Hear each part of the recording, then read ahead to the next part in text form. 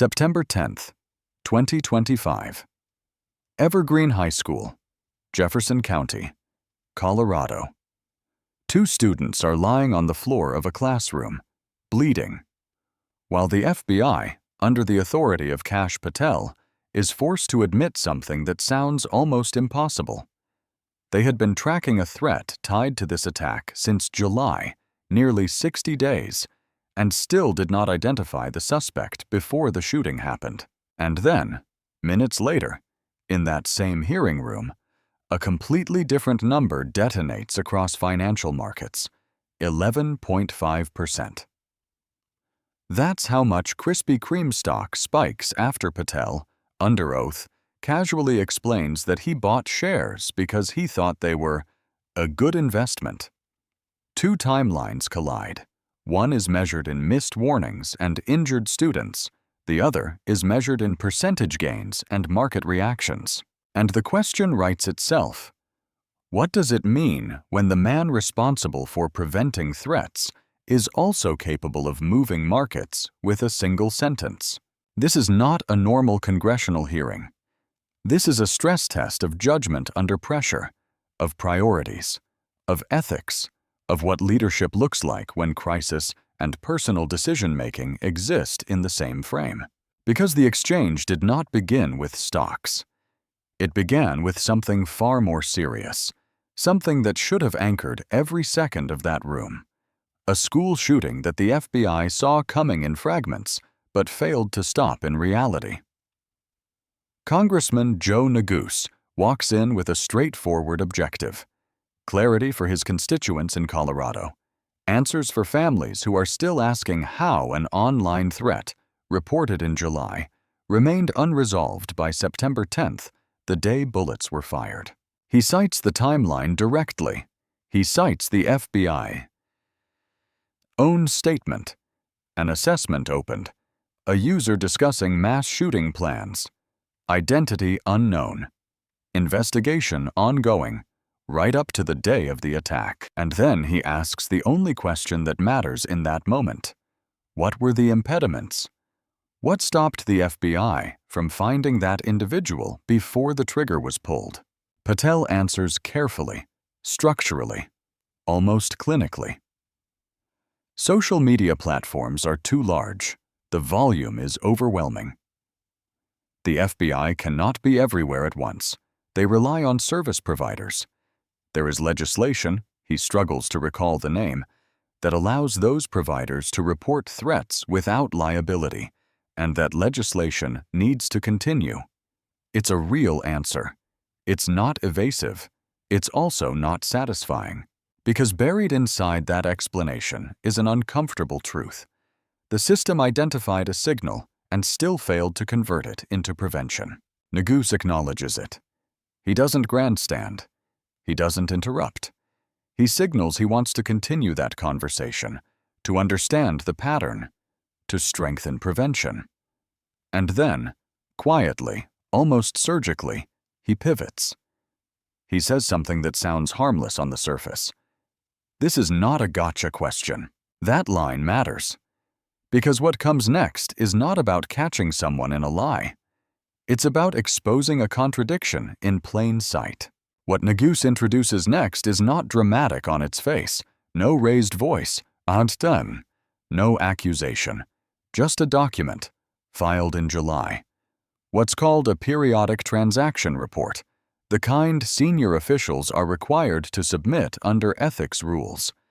And inside that report, sitting quietly between lines of compliance language, are numbers that begin to reshape the entire hearing.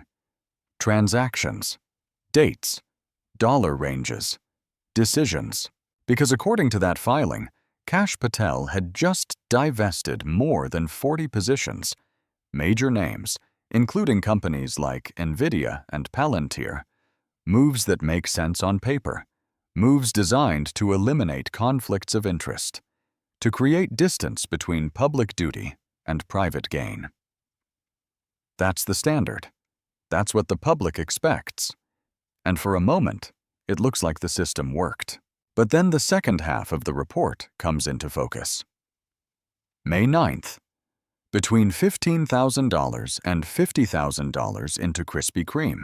May 12th. Between $50,000 and $100,000 into a semiconductor company, on semiconductor, a sector deeply entangled with national security, export controls, defense supply chains, and ongoing geopolitical tension. The same director who just exited companies to avoid conflicts re-enters the market in a space the FBI actively monitors. And this is where the logic tightens. Because Neguse doesn't accuse. He asks, "Are these your trades? Are you making these decisions personally, or is someone else executing them on your behalf?" Patel answers with process. There is a system. He submits proposals. The Department of Justice reviews them. The FBI conducts its own internal review. If both say there is no conflict, the trade is approved. Then, and only then, he executes. It's procedural. It's compliant. It's exactly how the rules are written. But here's where the contradiction begins to build. Not in legality, but in judgment. Because cleared does not mean appropriate. It means the system did not detect a direct, immediate conflict. It does not mean the decision aligns with the weight of the position.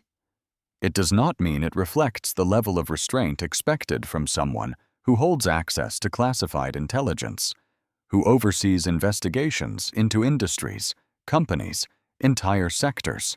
And Neguse moves one step deeper. He asks the simplest question in the room, the one that strips away all process. Why? Why those companies? Why make those purchases at all? And Patel gives an answer that sounds ordinary, almost too ordinary for the office he holds. He says that before this job, he traded stocks, like most people. He follows industries. He watches trends. And in this case, he thought they would be a good investment. That sentence lands differently depending on who hears it. To an average investor, it's harmless, familiar, routine. But coming from the director of the FBI, it carries weight that no compliance review can neutralize. Because the issue is no longer just about whether he had inside information. It's about what his position represents and how that position interacts with markets, perception, and power. And then the market reacts. Not to earnings, not to a product launch, not to a merger, but to that sentence. Traders hear it. Algorithms pick it up. Retail investors flood in, and Krispy Kreme jumps, double digits, intraday. That is not normal market behavior. That is influence. Unintentional, maybe. Not illegal, perhaps, but undeniable. And suddenly, the hearing is no longer just about what Patel did. It's about what his words can do. And this is where the conversation stops being about compliance and starts becoming about power. Because once a market moves on your words, you are no longer just an individual investor, you are a signal. The spike in Krispy Kreme doesn't last. It surges, peaks, and then collapses within hours, closing the day with less than a 1% gain, erasing almost everything that had just happened. But that short-lived rally is not meaningless. It is evidence. Evidence that a single sentence from Kash Patel can trigger real financial consequences, even when no recommendation was intended, even when no law was broken. Because markets don't wait for intent. They react to authority. They react to access. They react to the assumption, right or wrong, that someone in that position knows something others don't. And that is the asymmetry Neguse is trying to expose without ever saying it directly. The FBI director has access to classified intelligence, ongoing investigations, sector-level scrutiny that is invisible to the public. Not necessarily about a specific company, not necessarily about Krispy Kreme, but about the environment those companies operate in. And even if none of that information is used in a trade, the perception that it could be is enough to distort trust. Now layer on the second piece of evidence. Because the semiconductor purchase is not abstract. ON Semiconductor operates in a sector that sits at the center of U.S. national security strategy. Chips used in defense systems, automotive infrastructure, energy grids. This is not a neutral industry. This is a monitored industry. An industry shaped by export controls, counterintelligence concerns, geopolitical tension with China. And the FBI is not a bystander in that space. It investigates economic espionage. It monitors supply chain vulnerabilities. It tracks foreign influence in critical technology sectors. So when the director of that agency personally holds a position in that same sector, the question is no longer hypothetical. It becomes structural. What happens when policy and personal exposure intersect? What happens when enforcement authority and financial interest occupy the same space, even if only in appearance? And then comes the third layer, the one that shifts this from uncomfortable to unavoidable. A holding valued between $1 million and $5 million in a company connected to Shein, a Chinese e-commerce giant repeatedly criticized for intellectual property practices and data concerns. That is not a small, incidental position. That is a significant financial stake tied to a company operating in a jurisdiction the FBI openly identifies as a primary security concern. When asked about it, Patel distances himself, says it wasn't his decision, says he's not a trade expert. But that answer doesn't dissolve the contradiction. It sharpens it. Because if you are not a trade expert, if these decisions are not driven by deep financial strategy, then why hold them at all while occupying one of the most sensitive positions in the federal government? This is where the logic closes in. Because the issue is not whether Patel violated a rule. The system reviewed the trades. The system cleared them. The paperwork is complete. But the system is designed to detect direct conflicts, not to measure judgment, not to evaluate perception, not to protect institutional trust at the highest level. And that is the gap. Neguse's argument, stripped to its core, is simple. When you hold a position like this, the standard is not what you are allowed to do. The standard is what you choose not to do. And this is where the hearing quietly transforms into something much heavier than a policy discussion. It becomes a moral scene, whether anyone in the room is ready to call it that or not. Because outside that chamber, in Jefferson County, Colorado, families are still replaying September 10th in their heads, still asking how a warning that existed for nearly 2 months did not translate into prevention, still waiting for a system that said it was working the assessment to explain why it was still working it on the day shots were fired. Inside that chamber, Kash Patel is explaining process, compliance, review mechanisms, and none of those words land the same way once you place them next to injured students and unanswered timelines. This is the contrast that defines the entire moment. On one side, a system that identified a threat but could not act fast enough. On the other, a system that reviewed a stock trade and approved it with precision. One fails under urgency. The other functions perfectly under procedure. And the same leader sits at the center of both. That's not an accusation. That's a juxtaposition. Because the real question isn't whether Patel broke a rule. It's whether the rules themselves are enough for the role he occupies. Whether legality is a sufficient standard when the cost of misjudgment is measured not in dollars, but in public trust, and sometimes in physical harm. And Neguse, without raising his voice, pushes toward that line. He doesn't demand punishment. He doesn't claim corruption. He asks for something more difficult: restraint. He suggests that maybe the leader of the FBI should not be trading individual stocks at all.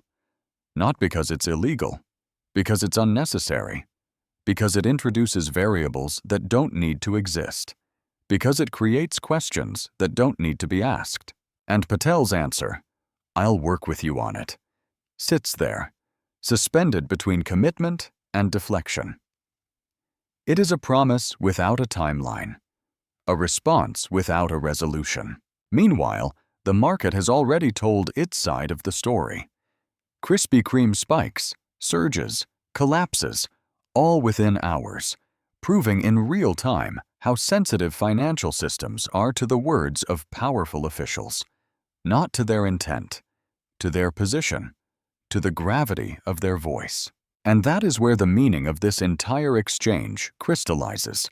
This is not about donuts. It's not even really about semiconductors. It's about proximity. How close power is allowed to get to personal gain. How much overlap we tolerate between public responsibility and private decision-making before trust begins to erode.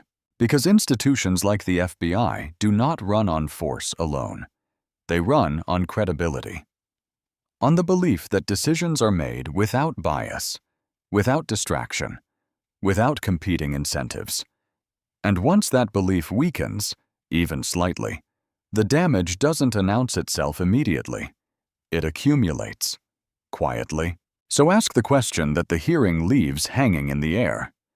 When a director can move markets with a sentence, when trades can be cleared but still feel misaligned, when a known threat remains unidentified until it becomes real, what standard are we actually holding leadership to? And more importantly, who decides when that standard is no longer enough? If you think this matters, if you think moments like this reveal something deeper about how power is exercised and perceived, hit like so this conversation reaches further. Drop your perspective in the comments, because this is not a one-sided story. Share this with someone who still believes every system works exactly as intended. And subscribe, because the next time a hearing like this unfolds, we're going to break it down, piece by piece, and show you not just what was said, but what it really meant.